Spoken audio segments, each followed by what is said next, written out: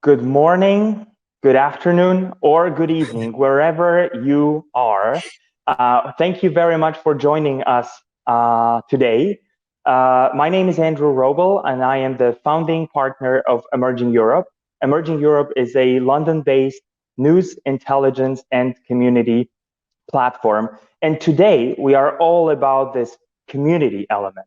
I am very excited that we are launching Tech Emerging Europe Advocates, which is going to be geographically the largest network within the global tech advocates network of almost 20,000 advocates located in 50 countries, from New Zealand all the way to the United States and the Bay Area. I am also very excited and grateful because we have managed to gather a fantastic group of speakers, from Emerging Europe unicorns to global tech advocates leads, and also investment fund representatives from the region. And finally, I am very grateful because we actually have more female panelists today than male panelists.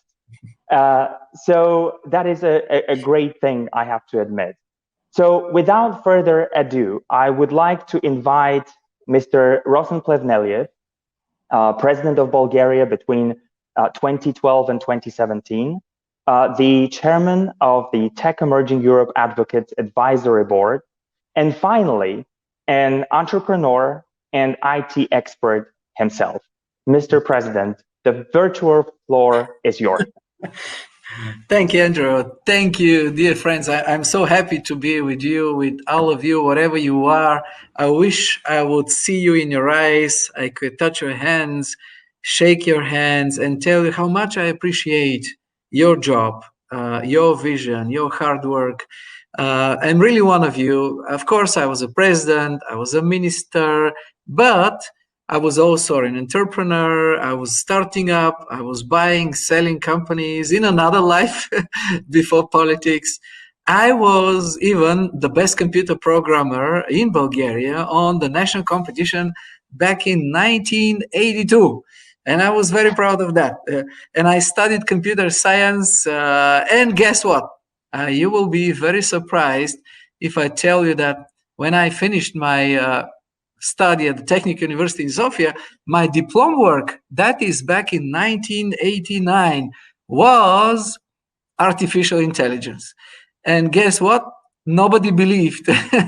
Even asking myself back in 1989, I was saying, what's that animal? Artificial intelligence. But you see where we are today. Of course, I was very proud as a president to know Andrew, to know some of you, to work with you, because our industries are totally the opposite of many other. We are open-minded. We are working together. We are cooperating.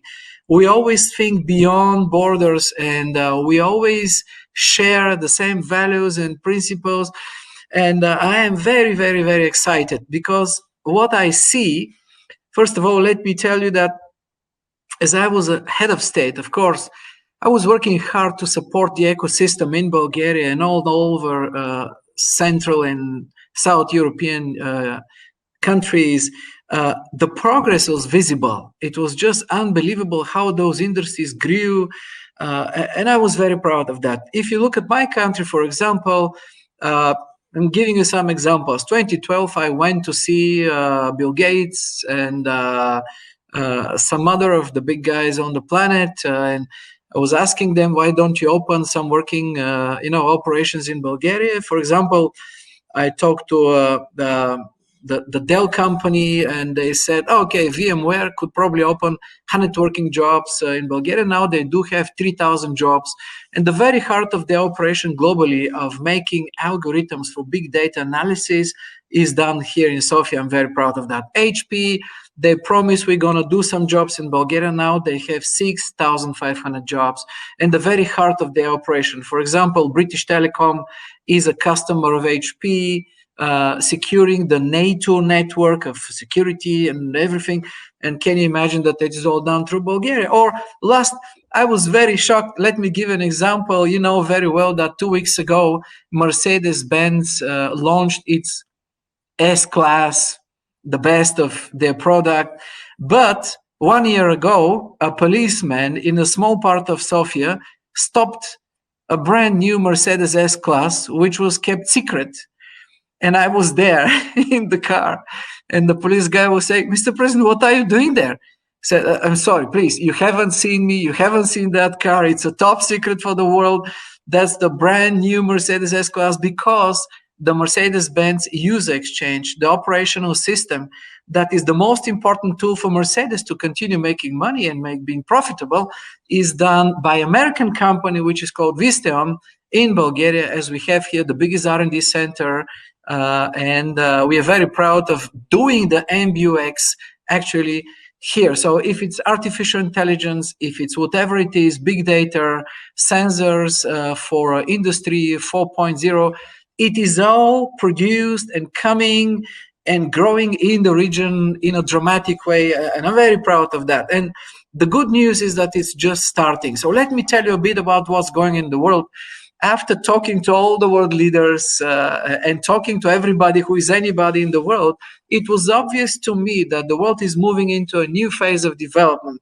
And that's a shift, unfortunately, from a truly global world to, let's say, a very interesting world in the 21st century, where you see more global powers, you see more regional powers, you see their ambitions to shape their parts of the regions and world. And actually, the world is becoming a very, very, very different place of what it was. As a result of the global geopolitical shift, actually, what we see, for example, is big German companies took the decision to keep their Chinese factories, but only for the Asian market, and bring back huge operations back to Europe. The same with American companies. So what we see a shift. Why is that? Because the new industrial revolution is facing humanity in a new way. Everything is going to change. The way we work, the way we process, the way we produce, the way we communicate, we learn. But that is all linked to new factories of those industries of the future that are coming back closer to the potential customers, which most of them are United States, Europe, and some parts of Asia. By this huge process of coming back, Central and Eastern Europe have amazing opportunity today, and we are grabbing that opportunity. BMW negotiated new electric vehicles in Hungary. Audi is moving to Slovakia. Volkswagen is moving to the Czech with their brand new platforms for mobility of the future. We are negotiating in Bulgaria about the biggest electric buses factory for the European Union. A lot of examples. You can see them everywhere. Why is this success programmed? But it needs our focus, and it needs institutions, and it needs our cooperation. And that is why we're launching today our Tech Emerging Europe Advocates event and a platform. It is because if you look at the other regions, especially North European, but also the United States, the entrepreneurs there are much better organized and, of course, heading ahead of us. And we need to catch up, but there is a very strong potential. And it's not that I am telling you this. Companies like McKinsey, global investors are coming to, we are negotiating on a daily basis with those companies because they have, on one side, just look at the Germans, for example, they need to be global, but being global, you need to be strongly local too. On the other side, being global, you need to be competitive in different regions, and that means that they need to optimize their costs where for the huge European conglomerates and productions, but not just American and many others, and also Chinese, Central and Southeast Europe becomes a unique opportunity for them to optimize cost, get a very strong base in a fast developing region, but also have open markets all over the world, and especially the vast European Union. So I am very optimistic about what's going on in our industries. I am seeing progress and results everywhere. I am focused. I am one of you.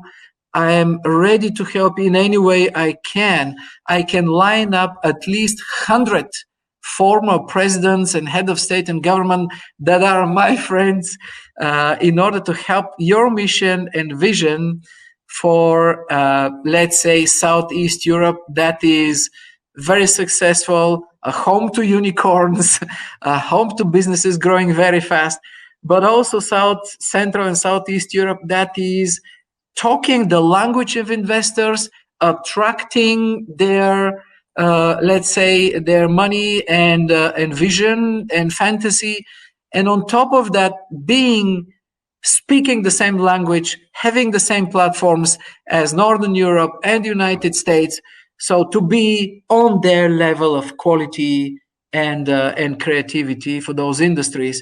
A lot of work has to be done. We do have a success, but success is not given for free. So we need to fight for that success every day. Thank you, Andrew. Thank you, all of you. There is a hard work ahead of us, but it's really something that is shaping and changing totally our countries. You wouldn't recognize where we were 20 years ago and we are today, but you're not going to recognize we're going to be 10 years in the future. And together we are stronger, and we stay and we stand together. Thank you. Thank you very much, Mr. President, for these words of support. We really appreciate that. And we know that this part of the world has amazing opportunities. It has shown how much it can do over the last 30 years. The progress that you've mentioned has been absolutely amazing, but there is way more that can be done in this region. And like you said, the very important element here is that we work together. And I think that is the strongest message. And that's why we've joined those 25 countries of within the region to help them see these opportunities of working together. Thank you very much, Mr. President. No problem. Thank you. Fantastic. So now I would like to go on to talk to Russ, who is with us already. Russ Shaw is an American entrepreneur and angel investor who is actually based in London, has been based in London for quite some time already.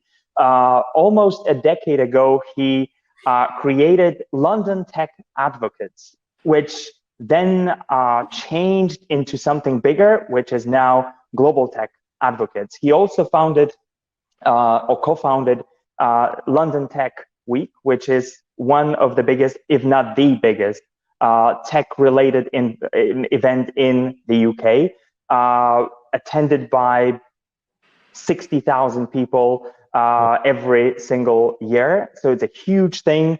And now we as Emerging Europe are joining the Global Tech Advocates network.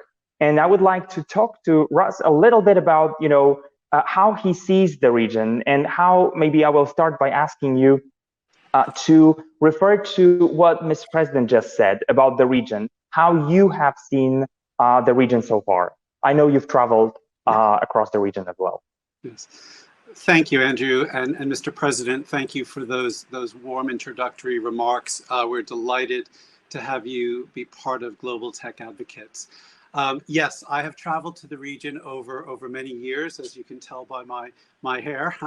I've been very experienced going to places like Czech Republic, Hungary. I've been to Bulgaria. I've been to Croatia. I've been to Ukraine. So I've had a chance to see firsthand how the region has been evolving. And Mr. President, your comment about the change that you've seen in 20 years is not to be underestimated. It is really quite remarkable. And I think that the thing for me about the region that is an absolute standout is the people and the talent that is there.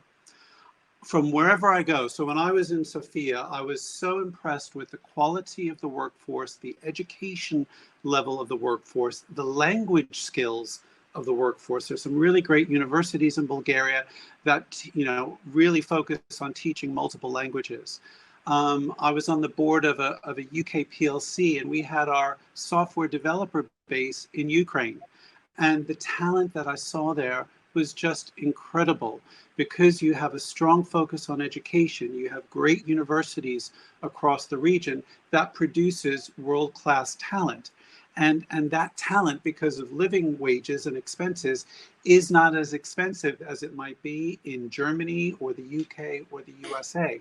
So it's a really, really fabulous asset that the region has produced. And for me, being in London for nearly 3 decades, some of that talent has certainly migrated here. Some of it is now migrating back to their home countries as we deal with something here called Brexit. But I continue to be impressed by the people that I meet, the open-mindedness, the skill set, and the real drive to create something bigger and bolder. So tell me, or tell us actually, what does, including Emerging Europe, or creating, or officially launching Tech Emerging Europe Advocates mean for the global network of advocates? Well, Andrew, as you and I have spoken, I mean, this to me is a very significant group to add to our global community. Just let me quickly, for the benefit of all the viewers, this is now the 18th group in our global Tech Advocates Network. So I launched Tech London Advocates way back in 2013. We have 3 other groups in the UK. Before today's launch, we have 5 groups in Europe, a Nordics group, which is how we got to meet each other through Jeanette Carlson, who we'll hear from a little bit later. We've got groups in Italy, Spain, Paris, and the Netherlands. If you go to the Americas, we've got groups in Canada, Mexico, Bogota, and in the Bay Area. And I believe Lanny will be joining the event today. If you go out to Asia, we have groups in Japan and Singapore, and 2 groups in China, one in Shanghai and one in Shenzhen. And we'll hear from Kelly Chan, who represents those 2 groups in China.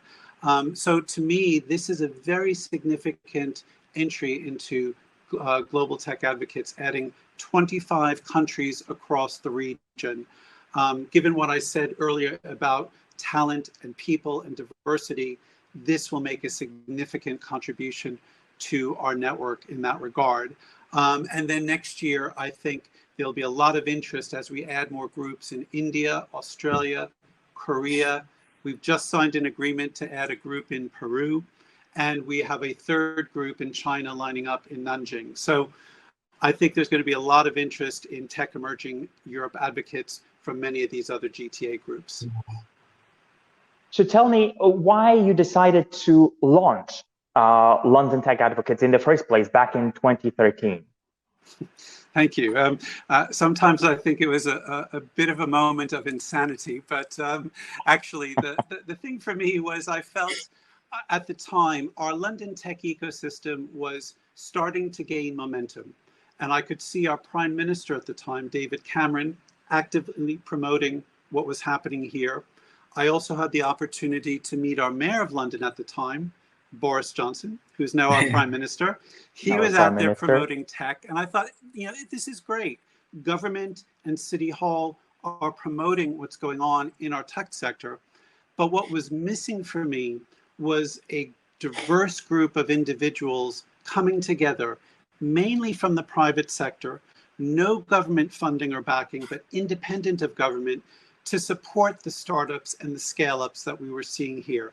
And this group could include entrepreneurs, investors, large corporates, universities, but also people, as we like to say, on the front line of tech, coders, teachers, students, data scientists, cybersecurity specialists.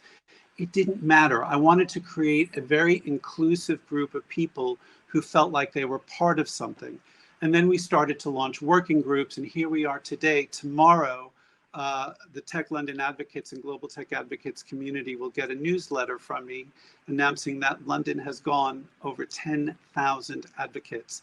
Literally on a daily basis, I have new advocates being introduced to me, whether they're in London or, to your point, they could be in New Zealand. We have advocates across Africa, obviously in China, Korea, etc. So this is a global community built from a grassroots point of view, and everybody in the group is a volunteer. Everybody's got a day job doing something else. So we're calling on people's better angels. And I do all of this pro bono as my give back to tech, because tech has been very good to me over the years. So, if you look at Tech Emerging Europe Advocates, we launched today, but we already have almost 100 advocates located across the region. What do you think there is in it from them, from being part of this global network? Why should they join? Yes, it's a really good question. And I often ask that of many advocates. And people have their own reasons for wanting to join a network like this. First and foremost, it's around networking. I always say to people, as I get more into the twilight years of my career, there are two things that you will carry with you wherever you go in your career. One is your reputation, and two is your network. And it's really important that you nurture and develop both of those. Your reputation is key, but also the network of people, the community of people that you deal with and interconnect with is really, really important. And this community, I hope, can really help you in terms of building out your network of contacts. If you need help or support or advice, there are many, many advocates in this community who are willing to do that. Both the London group and the Nordics group this year launched a COVID-19 resource hub. And on it, we were able to list advocates who are willing to give startups and scale-ups free help and advice as we've been going through the pandemic. We know many startups, particularly early stage startups, have struggled, particularly on cash flow and cash flow management. So there were people at their disposal who have no other interest other than trying to help support the ecosystem, being available to support them and connect them. And then I think the other thing that this network now brings, which we didn't have in the early days, but which we now have, is you're part of a global community. So, if you're sitting in Bulgaria and you want to connect to somebody in Silicon Valley, there is a network there where you can do that. If you're sitting in Mexico City and want to connect into the ecosystem in Spain, you can connect to Maria and Silvia, who run Tech Spain Advocates. So this is at your disposal. And what I'm really so excited to see now are many of the groups are starting to connect more with each other and do joint initiatives. The Nordic group and the Singapore group are starting to collaborate. The UK groups and the Japan group just did a great investor bridge session last month with investors from Japan and investors from the UK talking to each other about the other's ecosystem. So you can use and leverage this network for a number of different reasons. And my only ask is that you introduce a new advocate. If somebody asks you to make an introduction, help or support, that you try and do so. So it's really built on trying to help and support each other. Mr. President said that it's very important for our region to actually work together. So as Tech Emerging Europe advocates, how can we work together? What can we actually achieve by working together? How do you see that? Yes, I'm reading a really great book at the moment called The Dream of Eurasia by a gentleman called Bruno, and I hope I pronounce this correctly, Mercedes. He's a Portuguese former Secretary of State, was originally based in Brussels. And I've learned a lot about this region, not through my visits, but through studying it. And I think the economic and growth potential of the emerging Europe region is absolutely off the scale in terms of significance. You as a region geographically are straddling, a very good ecosystem in parts of Western and Northern Europe. You're also on the doorstep of not only Central Asia, but into China, Korea, Japan, India, Southeast Asia. And being at this crossroads, both physically, but also digitally, really puts you in the spotlight.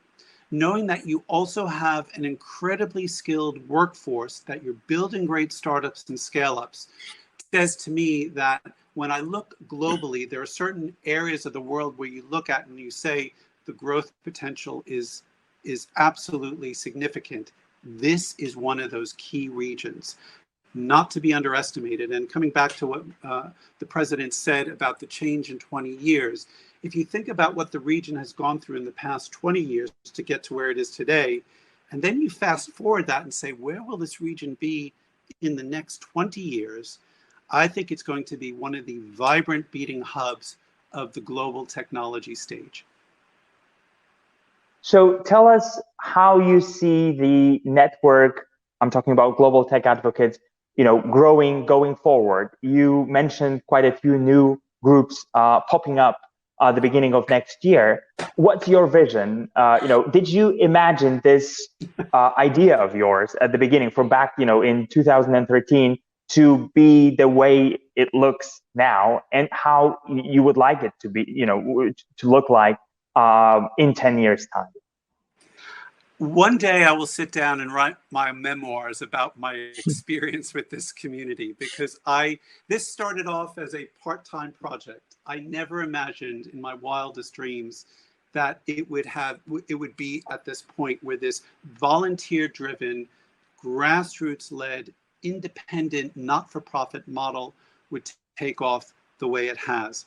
A story I recall, and you'll hear from Kelly in a little while, after we had launched Tech Shenzhen Advocates. It was our second group in China. And John Zai, who's the founder of Senti, was talking with the partner in Shenzhen. And the conversation was in Mandarin.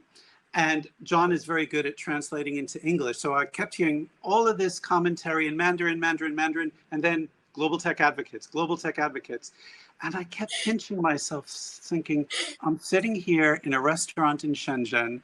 One person is talking about Tech Shenzhen Advocates, the other about Shanghai Advocates, why they're going to be important for the Global Tech Advocates Network. And I thought, I never would have guessed this. So as we add on more regions, and I look at the diversity of the regions coming through Tech Emerging Europe Advocates, I think one of the things that we're going to have to work on is to say, yes, it's one regional group, but it is many different cultures, many different types of people. The diversity of what sits within Tech Emerging Advocates is going to be significant.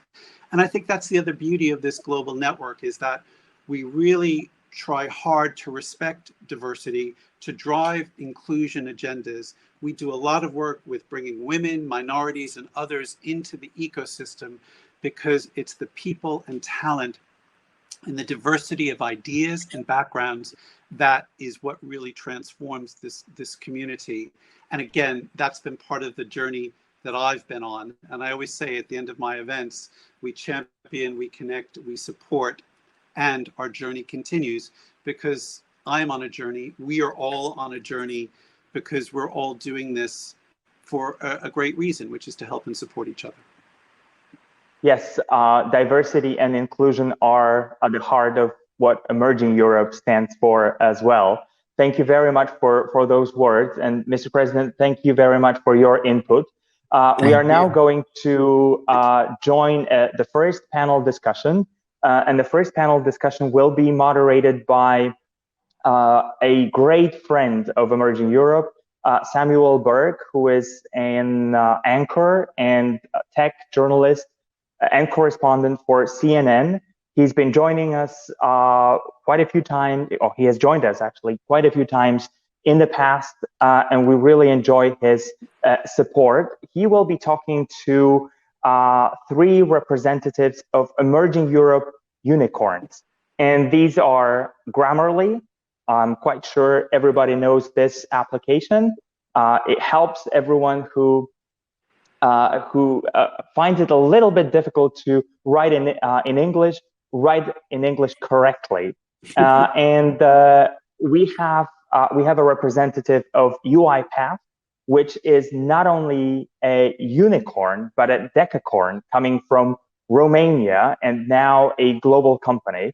And finally, we have a representative of Viber. Viber, I don't think I have to introduce Viber to anyone. A communications platform which is known around the world. So looking forward to joining that session in the next couple of minutes. Thank you very much, gentlemen, for this first session. Thank you. Thank you.